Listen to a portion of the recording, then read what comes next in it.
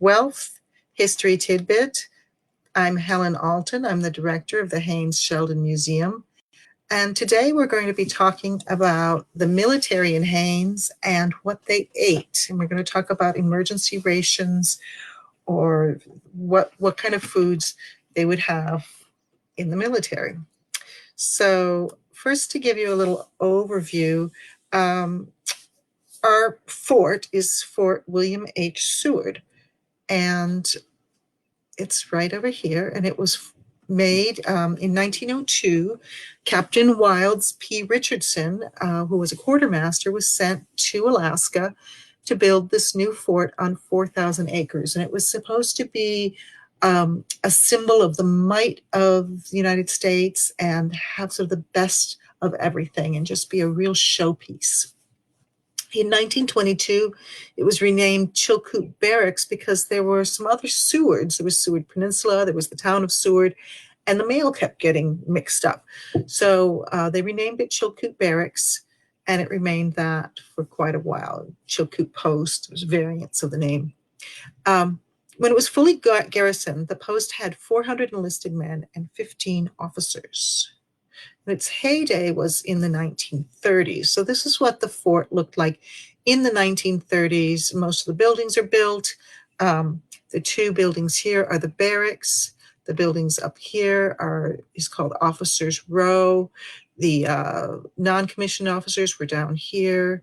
The medical center, the hospital was here. The doctor's house was here. So this was where some of the animals were housed. And down here, I believe it's this building is the signal building. So we have some great pictures in our collection of food. It seems to be something that was really important to the men at Fort Seward. And so I'm going to show you some of those. This is what it looked like at the fort. They had cooks. This is the F Company cooks in the late 30s, and they're in the kitchen. And the center man, we know his name, and that's Myrick. They had a nice setup, a nice stove, good pots and pans. And they were eating well. They had big gardens. They had potatoes. They had fresh greens, at least in the summer. And of course, they had the bounty of the sea, the crabs, the halibut, the salmon, all the foods that make our particular part of the world extremely rich. This is a picture of the soldiers eating at Fort Seward in the 1930s. And you can see there's quite a lot of food. They're doing well. There's quite a lot of bounty. They also had special meals for the holidays, for Thanksgiving and Christmas. They would have a special meal created, and the tables would be set. The hall would be decorated. This is in the 1930s. This is a picture of the mess sergeant and company cooks in pre-World War I, so somewhere between 1904 and 1914. Our collection also contains a number of menus from the military, the time that the military was here. And I just show you a couple of them here. This is the F's 7th Infantry menu for the Chilkoot Barracks Christmas dinner, and that's from 1930. And Lucian Bogan was the commanding officer, and we received a collection from his family. We have the Bogan collection. We also have a Thanksgiving dinner menu here for Company E, 7th Infantry Chilkoot Barracks from 1927. And what they ate was reflective of the times. They had oyster stuffing in their turkeys, and they had some other interesting, they would have some corn, but interesting foods. And it was it was very typical of what other people were eating at that time, what cookbooks of the era were recommending for people. But let's look at what they're doing on maneuvers.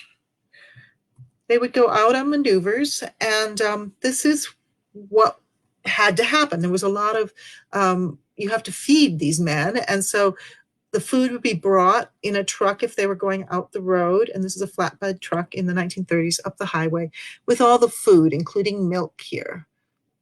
And you can see it's quite a bit of food.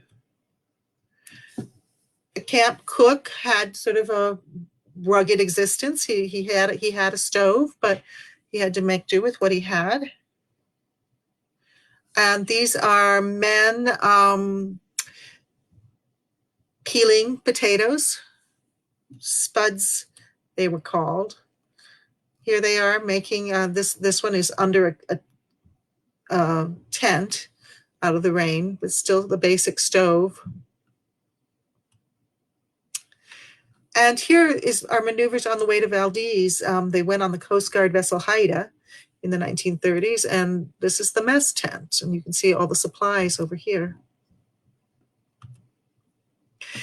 One of the things that the Army teaches is how to live off the land, and so on these maneuvers, they would supplement the supplies with what they could acquire from the land. And of course, here, quite a bit of that is fish. So here's the fish getting ready, prepared. This is a driftwood table that they created to sit at, and here they are having a meal, some of the men. And this is the peeling of spuds was a common occupation. So here's another group of men peeling spuds. There are pup tents in the background. This is where the men would sleep on maneuvers. And they're at 13 Mile getting food ready. And when it was time to eat, there was the chow line. So here's the chow line up on Army maneuvers at Wells Camp in the 1930s. And you can see everybody's there. They've all got their cup. They're ready to be fed. It looks the same in the teens as it does in the 30s. Here they are with their cups. Everybody had their own cup. There's the mess hall, and it's chow time in camp number 73. Water also had to be supplied, and in the 30s, they were using these barrels to bring water, and perhaps some of this is beer, but they're coming in and they're getting a drink. So our collection is not only photographs, it's also, and documents, menus, but we also have objects. And one of the ones that we have here is an object that we originally called a meal ready to eat, an MRE, which is what currently is the terminology for these packets of food that would be given, rations that were given to Army personnel. But this is probably emergency rations rather than a meal ready to eat. The meal ready to eat was actually invented later than this object. So this is a view, an exterior view of the object, and it had been sealed up, and the donor opened it. It had the key was on the underside. He took the key off and peeled it open and opened it to see what it was. Omar Cordes was our donor on this. Now, the first Army field rations were authorized in 1775 by the Continental Congress, and they consisted of a pound of beef, pork, or fish, bread, beer, and milk, and they were supposed to feed a man for a day. You can see there's no vegetables. And as in all wars, feeding the troops was often the challenge.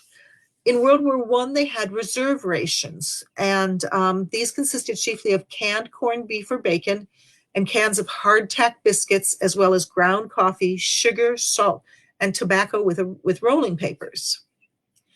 And they didn't have a lot of variety in them.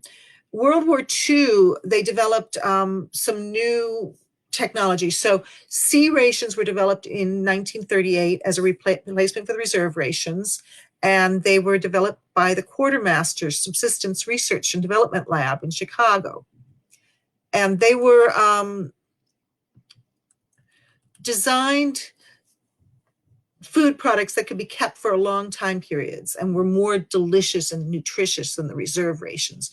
So by World War II, well, and then in Korea, by World War II, they were looking for more options, and they developed what were called K rations in 1941. Ansel Keys, who was a University of Minnesota physiologist assigned to the U.S. War Department, designed this non-perishable, ready-to-eat meal that could fit in a soldier's pocket as a short-duration individual ration.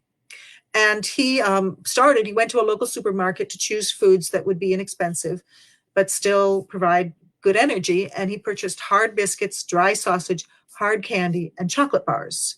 and it was a 28-ounce, 3,200 calorie meal. The people who he tested it on said it was better than nothing, but they said it was palatable, but it wasn't really getting top marks for flavor or anything. And so those pocket rations continued during World War II. They had some different varieties. One used pemmican and biscuits and peanut butter and raisins and bouillon paste. And another used pemmican biscuits and a small D-ration bar and canned processed meat and lemon beverage powder. And so they kept altering these and trying to come up with something that worked better. Now, the first meal ready to eat, MRE, was produced in 1975, and they were used in the field for the first time in 1983. So this is not an MRE that we have here. They were plain too, and they were kind of unpopular. They replaced some of the other canned meals that had been in the Army, the military. They had meal combat individual rations in 1981. Prior to 1981 when the MRE started replacing it. And those had been a successor to the LRP ration. So there are a lot of alphabet soup here on the rations, and you can see the Army is trying. An interesting thing about field rations is that in World War II, the Hershey Chocolate Company was tasked with providing chocolate for these. And they had to come up with a chocolate that, and you can see here the chocolate bar, that could keep no matter what the climate, whether it was sub-zero northern fighting or whether it was tropic fighting. It couldn't be melting in the cans. So they did a lot of work to develop a chocolate bar that could go into these rations. So here is the inside of the box. When the lid is listed, it has a little instruction sheet and then the supplies. And the little instruction sheet says, food in this packet, developed to provide sustenance in survival emergencies, specifically designed to maintain survival efficiency when eaten by one man in one day. Edible without any preparation, may be mushed into soups if water supply is ample. And then the fourth instruction is eat off the land wherever possible. Save this food packet for an emergency. Now, the contents of this packet, this survival packet, I'm calling it an MRE because that's what we were originally thinking it was, but the contents of this packet is a package of Pall Mall famous cigarettes, 2 packets of soluble tea product, 1 packet of instant coffee. So you're going to get your caffeine and your buzz and cigarettes and everything that's going to keep you alert. 1 packet of dry cream product if you don't like just tea and the coffee. 1 jelly bar in 4 flavors. 2 ready-to-eat cereal class 5 bars. 2 cheese bars. 3 candied chocolate bar sweet milk, so it's a milk chocolate candy bar. 2 fruitcake bars. 1 tiny bottle of water purification tablets. 3 cubes of Domino sugar, and 3 packets of chiclet gum. And this is what it looks like when we take the instruction sheet off. Here are the cigarettes front and center, the instant coffee, the sugar jellies. And when you take the cigarettes out, you see underneath the fruit cake bar, and the chocolate bar is under here.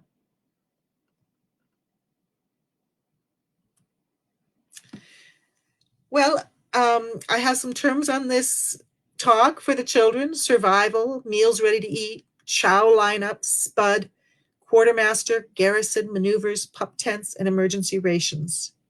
And for the kids, you could have a conversation. What would they want to see, and what would you want to see in a meal ready to eat? In my personal opinion, the cigarettes wouldn't be necessary, and I don't drink coffee or tea. So there are other things that I would want to see in my MRE. We've also got on our website a survival kit activity for kids under special events, which is where we're posting all of our PowerPoint slideshows. Thank you for listening, and I look forward to having you join me next Wednesday, and we'll be starting at noon again. This week